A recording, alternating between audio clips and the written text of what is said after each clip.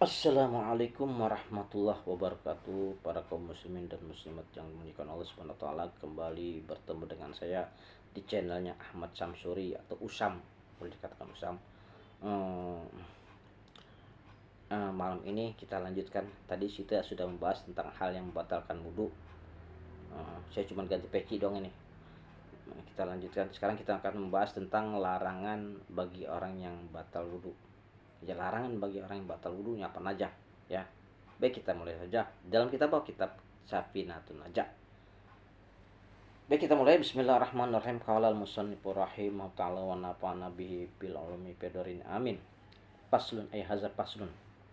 Man taqada wudu'uhu hurima alaihi arba'atu asya. Ya kan? Barang siapa yang batal wudhunya, haram atas dirinya itu 4 hal. Apa saja itu? Yang pertama as-sholatu. Pertama sholat. Ya kan? Orang yang batal wudhunya dilarang sholat. Larang sholat.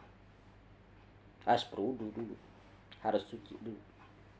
Jelas sudah ini kan. Orang yang batal wudhunya dilarang sholat. Mau sholat apa kira? Mau sholat wajib, apalagi sholat sunnah, rawatib, qobliyah, ba'diyah kagak boleh. Sholat jenazah malah boleh. Sholat duha, tahajud kagak boleh. Sholat apa aja kalau batal wudhunya tidak boleh sholat, dan tidak sah jika melaksanakan sholat karena belum bersuci atau belum berwudhu. Yang kedua apa? Yang kedua at-tawafu. Tawaf.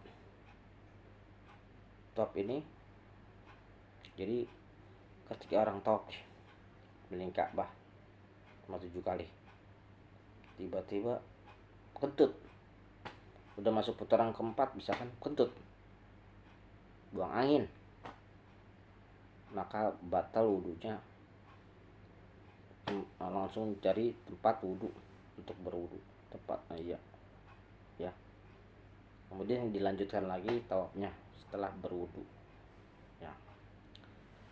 Makanya kita di sini kalau di Mekah itu pakai mazhabnya Imam Maliki.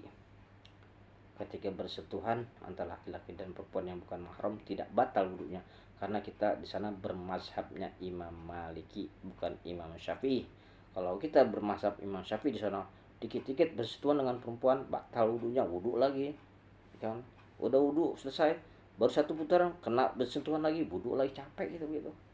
Makanya saya menggunakan memakai mazhabnya Imam Maliki. Imam Maliki bersentuhan laki-laki dan perempuan yang bukan mahram tidak batal. Oke, Imam mazhab Maliki. Baik, kita lanjutkan lagi di sini. Wa masul mushafi wa hamluhu. Menyentuh mushaf atau Al-Quran, ya kan? Menyentuh aja batal, ya kan? Mau dia satu Al-Quran kek, dia mau menyentuh satu lembar Al-Quran, satu lembar aja, satu halaman, itu nggak boleh, sebab belum wudu, kan? Apalagi wahamluhu, membawa Al-Quran atau mushafnya, nggak boleh. Paham ini ya? Kita sentuh aja nggak boleh, belum berwudu, Al-Quran maupun mushafnya satu lembar aja gitu, apalagi kita bawa nggak boleh, ya. Nah, masalah membawa Quran di sini kan udah saya jelaskan di konten-konten sebelumnya, di kitab Kifayatul Akhir, tentang membawa Al-Quran itu bagaimana yang tidak punya wudu atau punya hadas besar gitu kan, udah saya jelaskan sebelumnya itu di kitab Kifayatul Akhir, di konten-konten sebelumnya. Jadi menyentuh Al-Quran nggak boleh, menyentuh satu lembar Quran juga nggak boleh, dan apalagi membawanya ketika tidak dalam keadaan berwudu, ya. Baik, kita lanjutkan. wa yahrumu 'alal junubi sittatu asya. Nah, dan diharamkan atas orang yang berjunub, punya hadas besar, ya kan, itu ada 6 macam, 6 perkara. Apa itu yang pertama? Jadi orang yang berhadas besar itu haram atas 6 perkara, atas 6 hal. Yang punya hadas besar nih, ya. Wa yahrumu 'alal junubi sittatu asya. Yang pertama as-shalah. As-salatu. Orang yang sholat. Jangan haram bagi orang yang punya hadas besar atau punya junub melaksanakan sholat. Haram, mau sholat apa kek tetap haram. Kita nggak berwudu aja, kita sholat nggak boleh, batal. Apalagi itu punya junub, hadas besar, haram melaksanakan sholat. Nah, sholat apa kek, mau sholat wajib, mau sholat sunnah, haram hukumnya. Nah,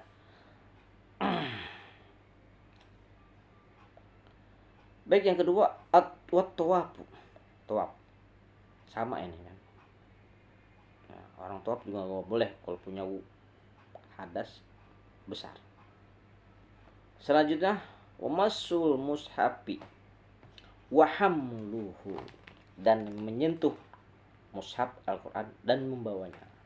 Sama, menyentuh Al-Quran atau selembaran Al-Quran ketika punya junub itu tidak boleh, apalagi kita bawa-bawa, itu nggak boleh.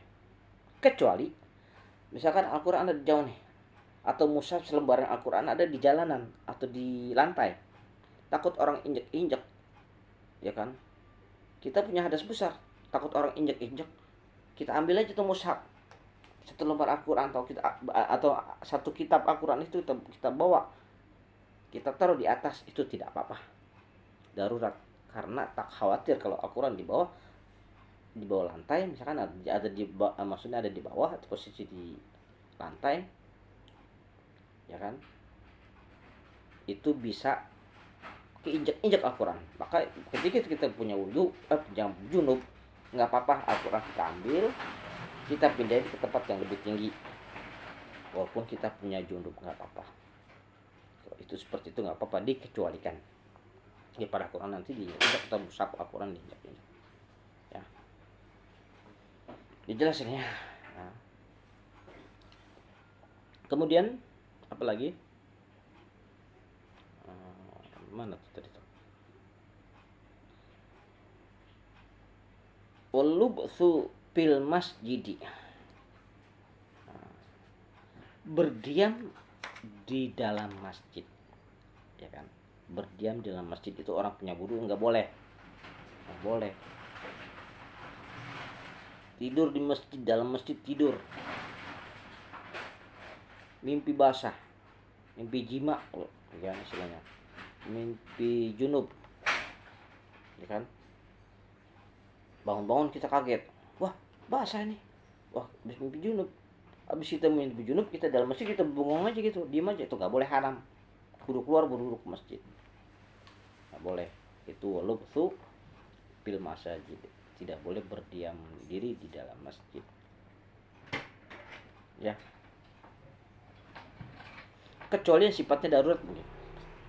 Misalkan kita lagi mau nganterin makanan nih, punya junub, habis mau nganterin makanan ke masjid, gak ada orang nih, kita punya junub, kita bawa aja ke masjid tuh, bawain dong, habis bawain makanan ke masjid, dalam masjid kita keluar buru-buru tuh, nggak boleh, itu nggak apa-apa, karena sifatnya kan kita bawa makanan atau bawa minuman ke masjid, ya kan, atau orang berbuka di masjid, kita masuk ke masjid untuk bawain makanan buat orang yang berbuka di masjid, kita masuk masjid, habis kita taruh tuh makanan di dalam masjid, kita keluar lagi, nggak apa-apa itu, karena sifatnya bukan berdiam, walubthu fil masjid, tidak berdiam di dalam masjid, paham ya maksudnya. Kemudian selanjutnya apa?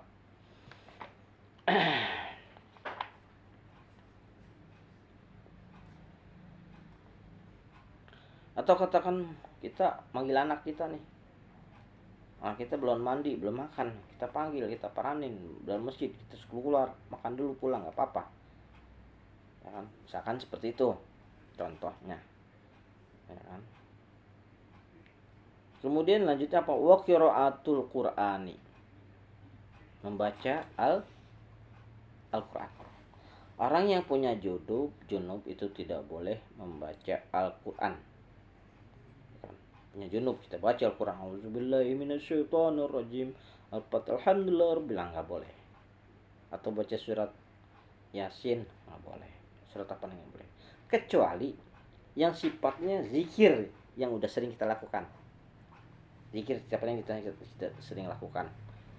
Ya, misalkan kita tiap hari zikir subhanallah alhamdulillah wala ilaha illallah akbar subhanallah alhamdulillah wala akbar, sering kita lakukan setiap hari itu. Kita punya judul yang sifatnya kita untuk zikir nggak apa-apa. Subhanallah alhamdulillah wala akbar. Kita punya judul di subhanallah alhamdulillah wala ilaha akbar subhanallah alhamdulillah wala akbar yang sifatnya itu zikir. Niatnya untuk zikir. Karena setiap kita zikir, kebetulan kita belum zikir punya junub, kita zikir aja subhanallah alhamdulillah wallahu akbar gitu kan, nggak apa-apa. Tapi angka lebih baiknya kalau kita mandi wajib dulu baru berzikir, angka baiknya. Tapi kalau memang punya judul niat berzikir nggak apa-apa. Atau lagi tidur, habis hubungan suami istri kita belum sempet mandi dah tuh, malam-malam kita mau tidur biasanya pakai bacaan Al-Quran, ya kan, biasa baca surat qul a'udzu birabbin nas, qul a'udzu birabbil falaq, qul huwallah, ya kan. Kita baca yang sifatnya untuk zikir juga, untuk menjaga diri kita dari hal-hal yang enggak baik, itu enggak apa-apa walaupun punya junub. Yang sifatnya itu niatnya untuk berzikir. Kita habis berhubungan dengan istri kita, suami istri berhubungan, ya kan. Jadi kita mau baca, biasa kita baca tuh Al-Falaq, An-Nas, ya kan, Al-Ikhlas kita baca itu, kan, Al-Ikhlas, Al-Falaq kita baca itu, ya kan. Kita baca yang niatnya untuk menjaga diri kita dari hal yang bersifat negatif ketika lagi tidur, nggak apa-apa kalau sifatnya zikir. Tapi kalau sifatnya niat membaca Al-Quran itu nggak boleh, haram hukum. Ya, paham sampai sini ya. Baik, kita lanjutkan lagi. Mana tadi tuh? Wa yahrumu bil haidi asyaratu asya. Dan diharamkan bagi yang haid, ya, atas 10 macam. Apa itu? Pertama, as-sholatu. Pertama sholat, sama dengan yang punya junub tadi. Wat-tawafu, orang yang bertawaf boleh, ya kan. Wamasul mushafi wa hamlu, orang yang menyentuh Al-Quran dan yang membawanya, ya kan, nggak boleh. Kecuali kalau Al-Quran misalkan ada satu mushaf, satu lembar Quran ada di lantai atau di jalanan, kita pungut. Walaupun kita punya head nih atau punya hadas besar, kita pungut Al-Quran atau satu buku Al-Quran, satu kitab Al-Quran kita pungut di lantai, atau satu mushaf Al-Quran atau satu lembar Al-Quran kita pungut di lantai, tujuannya agar orang nggak injak-injak. Kita pindahin itu ke atas yang lebih tinggi, mari mana gitu kan. Walaupun kita punya junub atau punya head nggak apa-apa, ya kan, kasih cepatnya darurat nggak apa-apa, kita pindahin nih. Wah, ada Al-Quran tuh jatuh, atau lembaran Al-Quran ada di lantai, kita pungut. Walaupun kita punya junub atau punya head, kita pindahin nggak apa-apa, karena sifatnya darurat. Apa-apa, kecuali kita tenteng kemana-mana tuh nggak boleh, haram hukumnya. Kemudian dan tadi membawanya nggak boleh juga, ya, menyentuhnya Al-Quran nggak boleh, apalagi membawanya. Selanjutnya wulub supil masjidi, wulub supil masjidi artinya itu yang berdiam diri di dalam masjid. Tadi udah saya jelaskan, sama dengan orang yang punya junub, berdiam diri orang yang punya head di dalam masjid nggak boleh. Kecuali kalau kita mau ngantar makanan, orang berbuka atau mungkin makanan minuman, habis kita nganterin makanan ke dalam masjid, kita keluar lagi nggak apa-apa walaupun dia punya head, ya, maupun dia lagi menstruasi, perempuan nggak apa-apa. Sama juga orang yang berjunub tadi gitu, kecuali kalau kita punya haid di dalam berdiam dalam masjid itu nggak boleh, haram hukumnya. Tapi kalau sifatnya kita nganterin makanan atau minuman, kita masuk ke dalam masjid, habis kita nganterin kita keluar lagi, itu nggak apa-apa. karena karena nggak karena yang nggak dibolehkan adalah berdiam di dalam masjid. Sama dengan orang yang punya junub tadi, atau punya anak nih, anaknya lari-larian dulu, belum mandi belum makan, ya, paranin tuh anak, samperin dalam masjid, habis itu keluar lagi, nggak apa-apa. Bukan sifatnya itu, karena tidak berdiam di dalam masjid. Kemudian apa lagi? Wa qiraatul Quran, sama orang yang baca Al-Quran, tapi yang sifatnya zikir tadi sudah jelaskan, seperti orang yang berjunub nggak apa-apa. Tapi kalau niatnya berzikir nggak apa-apa, tapi kalau niatnya membaca Quran itu yang tidak boleh. Udah saya jelaskan tadi ya. Sama dengan orang yang punya junub.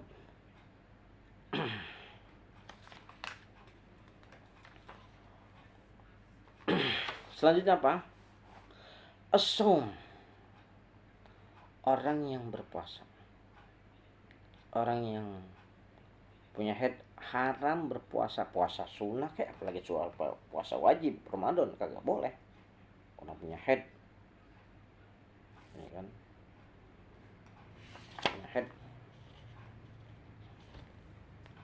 Punya haid berpuasa nggak boleh. Mau puasa wajib kayak di bulan Ramadan, puasa sunnah kayak, haram hukumnya. Nah,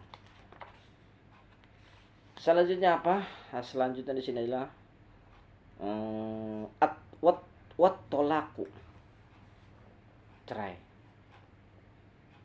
Ketika istri sedang haid, kita dilarang suami untuk menceraikannya. Kasihan. Sebab yang namanya cerai itu kan bagi wanita masa idahnya 3 bulan 10 hari kalau dia hidup. Masa idahnya 3 bulan 10 hari. Kalau ketika lagi haid, kita ceraikan istri kita. Misalkan, jangan sampai nauzubillah. Maka dia nungguin lagi 3 bulan 10 hari. 3 bulan lagi nanti nungguin. Ya kan? 3 kali suci maksudnya. Dan 3 bulan 10 hari. Lama jadi prosesnya. Jadi orang perempuan nggak boleh ketika lagi haid perempuan ditalak. Gitu, diceraikan. Selanjutnya apa? Wal mururu fil masjid.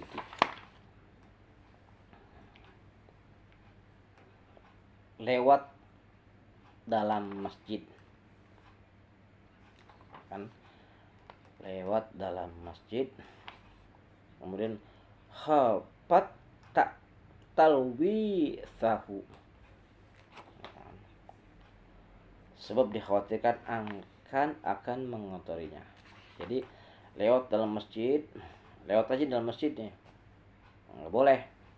Orang punya haid khawatir nanti darahnya mengocor aja keluar gitu kan, nggak boleh. Lewat dalam masjid, habis lewatnya lama lagi, lewatnya lama sambil ngobrol dulu, itu kagak boleh. Ini lewat dalam masjidnya, lewat aja. Itu tuh ada tetangga, ngobrol dalam masjid kagak boleh. Kelamaan, dikhawatirkan nanti darahnya malah menetes atau mengotori masjid, itu kan.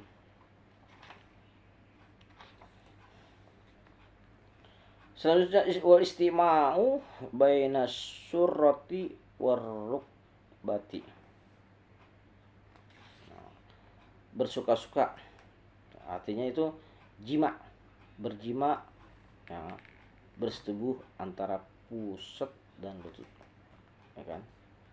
Jadi bagi seorang wanita haid tidak boleh disetubuhi mulai dari pusar sampai lutut, itu nggak boleh.